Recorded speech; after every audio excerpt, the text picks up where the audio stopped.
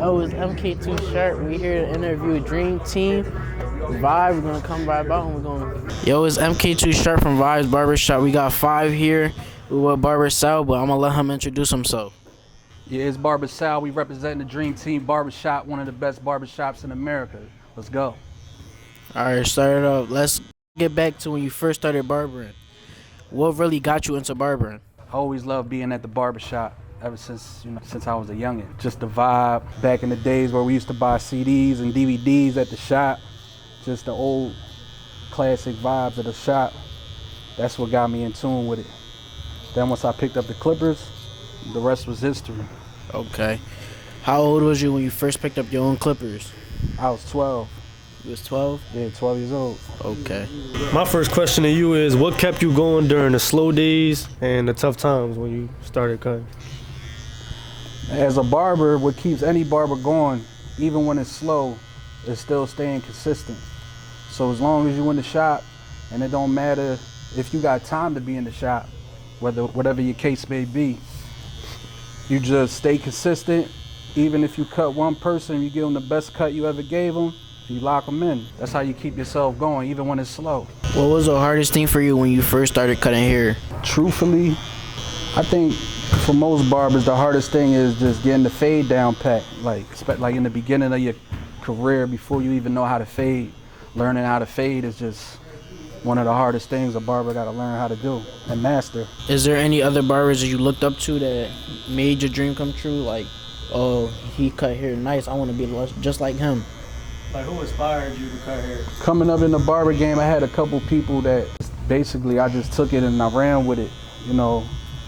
I took what they taught me and I kind of gave it my own twist. Just like I think what anybody would do with anything, you know what I mean?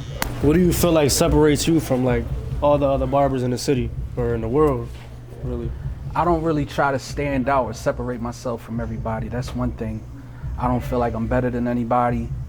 I just stay consistent, keep working, and I feel like that's all that matters, for real.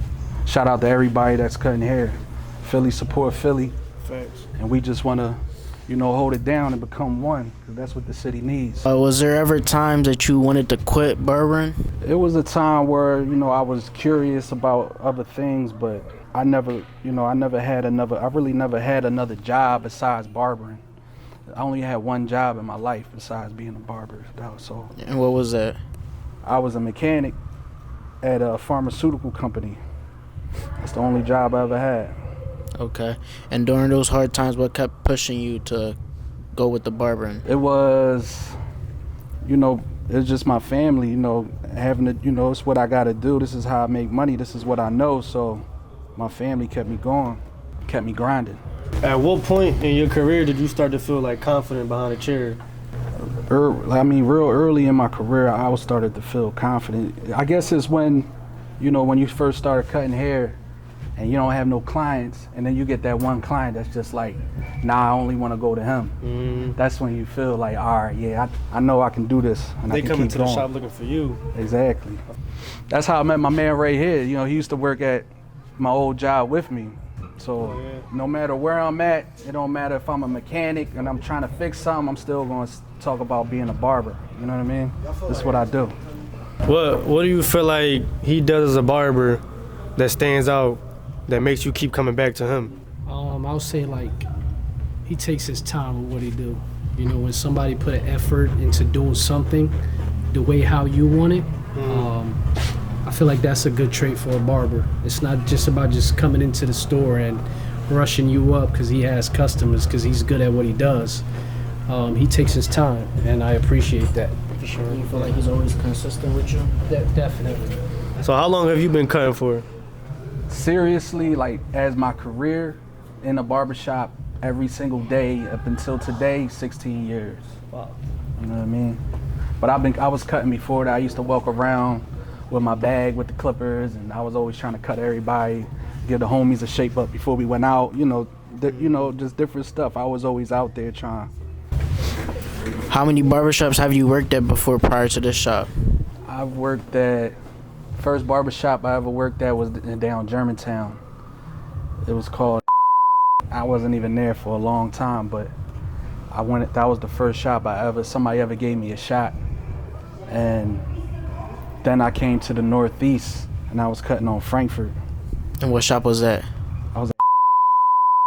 So I was there for 10 years, and then I opened up my own private loft where I was cutting. And then that was during COVID, because I didn't want to just jump into a barbershop just in case they wanted to shut everything back down again. Mm-hmm. So I opened up my own private spot. And then once I felt like everything was cool, that's when I opened up my own shop on Street Road. It was called Headquarters Barbershop. And then from there, I went from headquarters. Then me and my partner June, we came up with this idea with the Dream Team Barbershop. You know, the rest was history, and we doing it, you know what I mean? Okay. How did you spread your name out there to gain more clientele? For me, spreading the name wasn't as big as it was today with social media. Back in the day, you just had to be there. So I was there every day. Consistency, just locking clients in, good customer service, good and sharp haircuts. Okay. You introduce yourself. Who we got here? My name is No Diddy. No Diddy June. No Diddy June. No. I'm an entrepreneur. I'm from North Philadelphia. Born and raised in the city. Barbershop owner. And I'm no different than anybody else just trying to make it in the world. What inspired y'all to open this barbershop inside the mall together? So what inspired me and my partner Saul to open up a barbershop in the mall. First, I'm already a shop owner in Florida, and I wanted to I know Saul already had a shop too, and I was like, yo, we was a really conversation, genuine, regular conversation like we have every other day. And we're like, why don't we just do something together? And Saul came out of his mouth and said, Dream Team, and I was like, yo, that's fire, Dream Team Barbershop, and it just flowed with it, and so I was like, you know what? Because USA, it's America, and we can sit there and put America behind it and just change the narrative. My main thing about being in the barbershop industry is like, hey, let's change the narrative. Everybody has Everybody got 2 boxes in their station. So I don't know that we're going stadium lockers, foot lockers. We're going to change the narrative. We want to, like Sal said, in the world we living in now, social media, right? Yeah. Exactly. So we want people to come in and be like, wow. First thing we want people to do, we're in the mall, wow people. We got so much foot traffic, and that's another thing. This is the most foot traffic you're gonna get anywhere in any barbershop. I'm pretty sure y'all on Fifth Street, y'all got a lot of people driving by. That's a good traffic location. But for a barbershop, the best thing you want is foot traffic, because you're gonna get people walking by. And if you're a hustler like me, I'm not a barber. And so I will tell you, I turned down at least 10 people for getting a haircut from me by just telling them I'm not a barber, because I'm just saying, hey, come get a cut. The holidays are here. And they're like, all right, They wanted to sit down in my chair, and I'm like, no, I'm not a barber. They go, oh, you're not a barber? I know how to hustle. So I'm sitting there feeding my barber. So my main thing me as a barbershop owner is like, hey, it makes sense, it makes dollars, 1, 2. If I make my guys eat, I'm gonna eat too. And if my partner happy, I'm happy. And when you have a good partner, like, learn a lot. I learned a lot about partnership. The one thing about partnership when you do business is like, excuse my language, like your bitch, bro. Like real shit. Like if you can't trust your girl, you don't want to be with her. If you can't trust your partner, you don't want to do no business with them. That's how you got to look at it. And when you sign that contract, like a marriage, so you got to make sure when whoever you're doing partners with, and listen, because you're young, I'm pretty sure you got goals that you want to conquer in life. And who knows, you might do a partnership. Just make sure that you sit there and you do all your due diligence, do your homework, because somebody can serve you bullshit on a plate and it looks good, you might take it. And there's a lot of sharks. Y'all think the streets are serious, bro? There's a lot of sharks in this business game, bro, and they'll scam you and they'll just call the cops. It's different. In the street, in the business game, it's different. They'll scam you, take 50, 100,000, and then you trying to crash out. Like, we from the hood. We from the hood. We only crash out the way we gonna smoke these balls, till 50,000. 911, this guy's trying to break in my house. You go ahead and do that if you want. You're going to jail. You got to remember that when we get into this, and I had to learn that too. I learned a lot of old ways when I got into the business shit, because slap fucker ain't gonna get my money back. Niggas took 50,000 and slapping them ain't gonna get my money back. Yeah, thank you. Turn the other cheek, 25,000 a cheek. Are y'all big like basketball fans? Basketball fan. I'm not. It's crazy. We got this big establishment with basketball. My last name is LeBron. So shout out to LeBron James, putting me out there. He's not the GOAT, sorry. Jordan is. And I mean, but I respect them for putting my name out there. You know what I'm saying?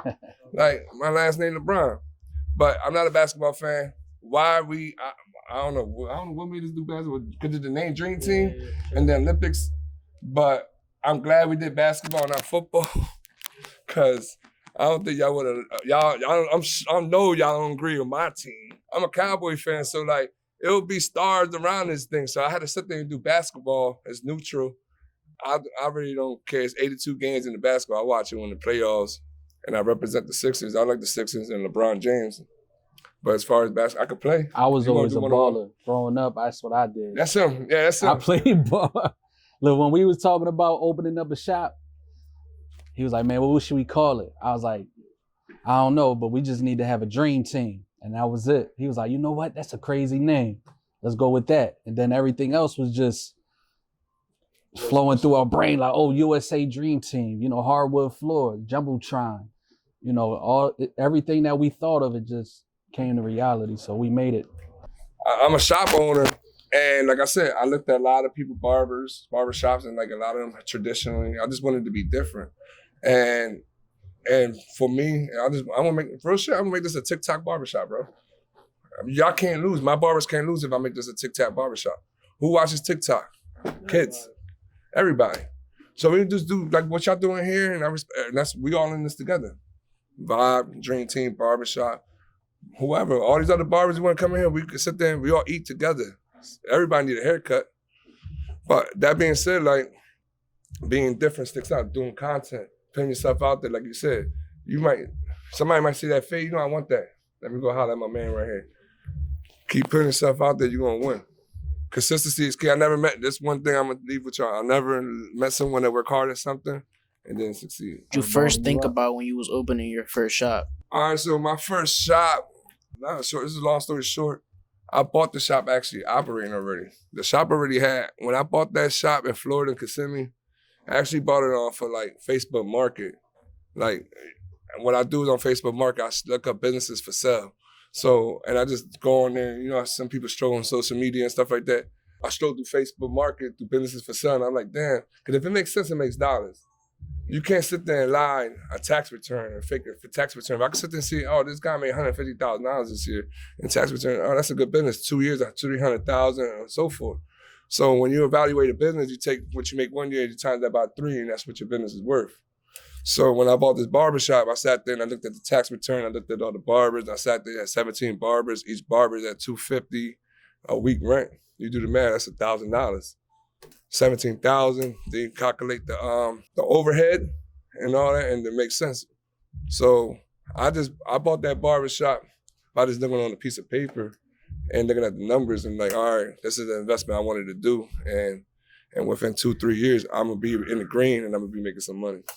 Was it always like a good investment, like from the jump when you first bought the shop and it was already up and running? All right, as far as the shop, it's been a roller coaster. It's not easy. I can't sit there and say, hey, I bought this and then, hey, I'm just making money. Because you're talking about a shop that's been open for over 20 years. They have a lot of same tendencies. The old owner was a shop. He was a barber himself. And then he ended up passing away, unfortunately. And then his partner wasn't a barber. He sold me the shop. So it was a lot of things they were used to. They were used to having like a cleaning lady. There's a lot of different things that are traditional barbershop. So it's not easy. And you got 17 different individuals raised differently than what I'm raised in Philadelphia. They raised in Florida or in the country or in the island of Puerto Rico, DR and stuff like that. So it's not been easy running this shop. I thought it was, hey, boom, bang, hey, makes sense, keep the manager happy. No, it's not like that. So it's been challenges, but it's worth it. It's worth it. Learning experiences. Exactly. We make mistakes. I'm gonna fail, and it's not a failure, it's a lesson. And that's what I take the lessons I learned from Florida, and we apply them here at Dream Team Barbershop, and then we're applying the same concept here. We're gonna apply in Florida. So now we're gonna make sure we're gonna change the one in Florida to Dream Team Barbershop as well. And we got big plans with Dream Team Barbershop because we want to make this global. Everybody in this together. The way I sit down, everybody sit down and eat. If you could build your own dream team, who is your starting 5 barbers in the city? Man, shout out to my man P the barber. Phil. He actually works with us already, so he part of the dream team. Shout out to my man Brown. It's a move. He definitely, that's a good brother right there, and he's sharp. You ask anybody that sat in his chair, they gonna say the same thing. So that's 3 more people. I got my man Swerve. He work with us right now too. Yeah, I wanna have everybody in the shop that's super sharp, but at the end of the day, you know, chemistry is important too when it comes to the shop. Cause you always gonna have that one person that everybody don't get along with, or they wanna be on their own type time, separate from everybody. That's why it's the dream team, man, because everything we do it as a team. So shout out to Swerve, my man P. It's a move. It's a couple Van the Goat. Okay. Now for your last person, is there any young barbers you know about that you would have starting? I got a barber here. His name's Paco. And Okay. he's sharp. I mean, For sure. he's nice. So how did the relationship with you and Vibes come about? The relationship between me and Vibes, myself, June, and I say Dave because the Vibe shop owner is Dave. I actually met Dave, man, I don't know, I was locked up. 2012, I could say, if I could sit there and say the year, I don't know, maybe 2013, I don't know. I met Dave in SCI House. From day one, Dave was a great dude, and from him seeing him in that situation, and we were both in a bad situation, and for us being home and turning the bad situation good and being barbershop owners now, I'm like, he was already a shop owner, so before I got my shop, I asked him questions. So Dave always been the one to sit there and give me advice about barbershop. And he was like, yo, I wanted to sit there and do some content. Why don't we sit there and collab together? So we in the both barbershop game. I just opened up the new barbershop in the city of Philadelphia, because I was in Florida, and I was collab. We'll sit there at the table and eat together. Whether it's sitting there with the shop, and we're gonna sit there and do a barber school and so forth. Whether there's more shops to be open around the city or across America, at the end of the day, I'm with whatever y'all Vibes with. It's Dream Team and Vibes and whoever else want to join the team. And I ain't gonna say just Dream Team, I say the team as far as barbershop as a whole. Like I said, content's everything. And that's how we here now today. Conversation and sitting there and brainstorming, seeing what can we do to be different than everybody else. So we collab. You don't see barbershops collabing with other barbershops. Fuck, hell no. We're setting the trend right now. Yeah, you gotta be different. Like you gotta sit there and we gotta be different, set the trend, cause like it ain't no competition. Hell no. That's why there's too much rivalry between barbershops. And that's what's Philly, man. And it's like Philly is sad cause like nobody wanna sit there, cause if you sitting there popping $100 haircuts, the other person gonna be hating. That's sad. Why? You pop $100 haircuts, do that. That's what's up. I'm happy for you. You work hard for that. It probably took you 5, 10, 15, 20, I don't know how long to get you there. You deserve that. If you can pop a $100 haircut, that's what's up. That's a blessing. So I'll be popping them $100 haircuts, right? Just like if you're working at a job and you've been there 30 years, man, you're gonna get a raise. And when you work on holidays, you get paid time and a half or double time. It's the same thing we do. You know what I mean? I want my holiday pay. When y'all have a client, and he's a young barber. How old are you? 22. When you're young too. So I'm pretty sure Saul can sit there. When you have a client, or Dave, when you have a client, like for example, I have a son. My son gonna get hair. He gonna need haircuts. He just got a raise eventually. You know, so you gotta sit there. Me, the way I look, everything numbers. Average barber customer probably come what? Twice a month, maybe 3 times. Say something. Say 100. Say 150 for the 2 haircuts a month, depending on how many clients you cut. You sit there times that shit, bro. Break the numbers down, bro. Barbers be making over 100 racks, bro. A year. For sure. You do it right. You know what's hard about barbers? And you know what's one thing is that they don't teach y'all financial literacy. Cause you just sit there and say you went to hair wizards, right? I'm sorry, I'm not.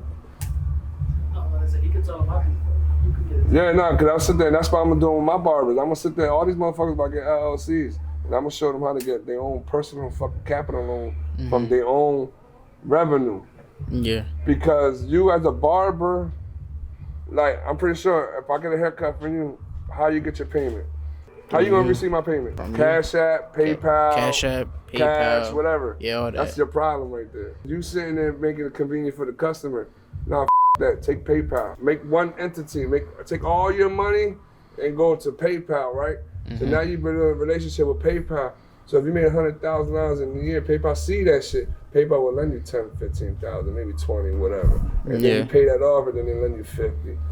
Like, you know what's crazy? My man posted that shit the other day, or last month. TJ, Love Money, he made over 800,000. He lent him 100,000. Shopify. Why? Because Shopify sees his revenue. He ain't taking cash out. He's not taking Venmo. They see what's coming in. Only in Shopify. So as a barber, Keep your money in all one place. One place. Yeah. One merchant, and build a relationship with your merchant. And you're Handle your money professionally and correct. I get money every day. For sure. You get $100 every day. You buy a meal, you pop, bro, and then you chasing. That's as a barber, you should have some type of financial literacy. And if you do got a shop owner that's willing to do that shit, that's a plus, bro, because you're gonna win. And the way I see with my barbers, I tell them, because you're 19, I don't know what your goals in life, you probably want to open up a shop. For sure, yeah. So, and the way I see it with my barbers, I was like, you open up a shop, open up a Dream Team barbershop. We're eating this shit together. I'm pretty sure Dave would probably guide you and do a vibe collaboration with you and put you in the right place. He's not gonna set you up to fail. That's the way I sit there and say, I tell my young boy, he what, 22, what's word, 23? 23. 23. I said, what you want to do when you go older? What's your goals in the barber game? He said, I'm going to open up a shop. I said, all right. And I'll be stupid to stop you from opening up in a shop because I want you to win. Yeah. Of course, I want my chairs to fill, but if I can't keep you in my chair and you want to open up a shop, that's fine. All right, how about we do it together then? So we both can eat. That's the way I see. That's the way I see things. Yeah. And if I keep doing that, if I got 10 barbers here, we got 10 potentially shops here. Because each barber gonna want their own shop eventually. They always do it. It's funded. Now, starting off from the very beginning, what even got you into the barbers? Like, why you wanted to own a barbershop? Why I wanted to own a barbershop? Like I said before, for the one in Florida, I read the numbers. And I seen that it was making over like $150,000 a year with the rent and everything.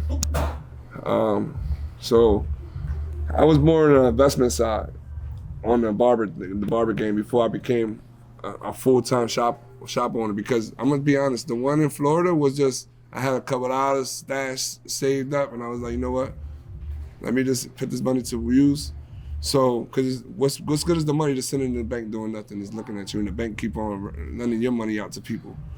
That. So instead of putting the money sitting in your shoebox in your house, let your money make more money. Like I had a couple friends that would sit there and say, hey, I got 100,000, yeah, but he'll count the 100,000 every day. If the 100,000 is the same 100,000 from yesterday, tomorrow, like put that shit to use. Make the 100,000 to $1 million. You gotta take the chance. You gotta take the leap. So that's why I took the chance with that barbershop. It was really a chance, hey, and so far it's been a good chance. It's almost two years I've been owning the shop already. So hopefully, and it's been there for 20 years, so it was more of an investment than being a barber. Sure, what made me want to be in the barber game, not just the barber game, open up my own shop.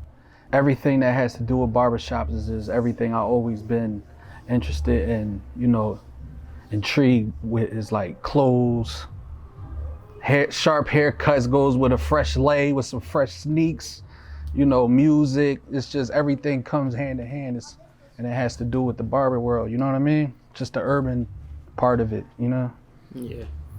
Now, in the barber industry, is there any regrets you have that you wish you would have changed? Owning the shop? If there's anything I would have changed, owning the shop. So, all right, I'm gonna talk about the shop in Florida because this shop is still fairly new because I'm changing. The changes that I wanted to change in Florida, I'm doing actually here in Philly. It's actually marketing more and sit there and right now, the change that we're doing now in the barbershop, we're sitting there want to give more appreciation to the customer. So like, we don't just want the customer to sit there and say, hey, we're just taking your money. Yeah, we're giving you a sharp haircut, but we also gonna give you a ticket here at Dream Team Barbershop where we're gonna give away a gift every 60 days. So I'm gonna change that same narrative. Like I said, I'm gonna do what I'm doing here in Philadelphia and Florida. So we're gonna give away an Xbox in Florida in March. Here we're giving away a Switch on Friday. So a whole bunch of customers that every time you get a haircut, if you got 10 haircuts in 60 days, you got 10 tickets. So that's what we're doing here, trying to give appreciation to a customer. And the same thing I'm doing here, I'm taking to Florida And I'm going to do also when we branch off our to other locations, can be franchising this. What would you have changed, like now that you've been in the game for a little bit? Like looking back at it, what would you have done differently? Like June was saying, the financial side of it, because you got a lot of young barbers in the game coming up dealing with a lot of cash. I wish I would have had that guidance in the beginning of my career with my financials. You know, it came later, and you know, everything happens at, you know, for a reason and at the right time. But if I would have knew those things early on in the game, it would have probably been a little more different. So financials is super important. Where do y'all see yourself in the shop in 5 years? All right, so in Dream Team Barbershop for the future, for 5 years from now, we talking about 100 M's. We going somebody gonna buy the brand. What is LeBron, AI, fucking Darius Slay, but that's Magic, whoever, Kyrie. Shaq. No, where's Shaq at? But like that being said, our plan is to sit there. We're trying to get rid of the overhead in the barber industry. We see a lot of people going mobile. We're going to go mobile, but we're going to do mobile in a different way. We're going to be station mobile, permanent mobile. When we say that, hey, we're already working with a couple locations, a couple of businesses, and a couple of parking lots across the city of Philadelphia, where we're going to park an RV trailer. When I say an RV trailer, like a 38-foot trailer, like trailer park trash, like it comes fabricated, but it's going to be Dream Team Barbershop. So stay tuned. You're going to see us on billboards. You're going to see us across America, besides Florida and Philly. I'm gonna tell y'all right now. Matter of fact, Second and Erie, we're gonna have a trailer in Second and Erie by the summertime.